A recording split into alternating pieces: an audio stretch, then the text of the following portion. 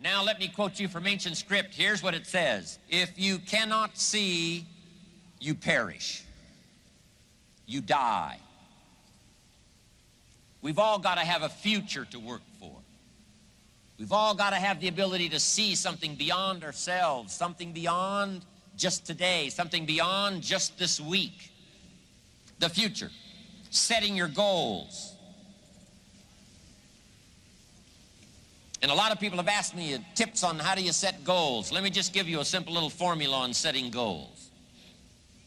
Vision of the future. Being able to see beyond today.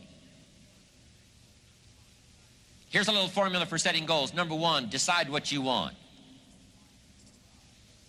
Get together with your wife and decide, what do we want? Get together with your husband and decide, what do we want? Get together with the family. Make some decisions. What do we want? Where do we want to go? What do we want to do? What do we want to share? Then some of this has got to be personal. What do I want? What kind of skills do I want? What kind of future do I see for myself? Not just for my family, but for me as well, because I'm going to have a major part in my family's future. What do I want? Get together and decide. Now here's number two. Write it down. Put it on paper. Sometimes you got to take things out of your head, not just operate out of your head. You got to take it out of your head and make a list. Make a list.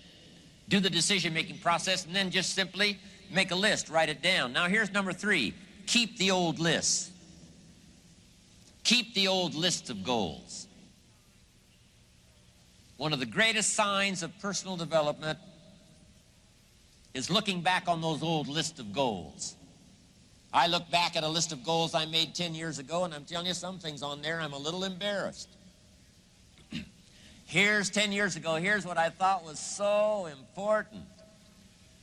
Now I'm telling you, it's not that important anymore. I've grown, I've changed, I've matured. And I've got some of my goal lists that go back 20 years, 25 years.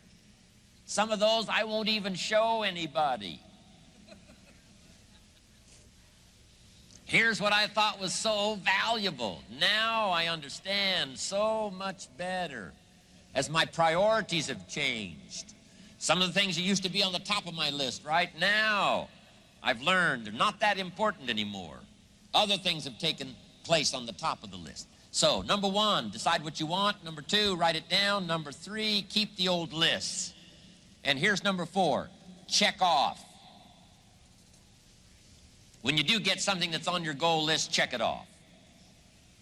The first time I came to Spain many years ago, I happened to have my journal with me that had the list of goals in it. One of them was to someday go to Spain.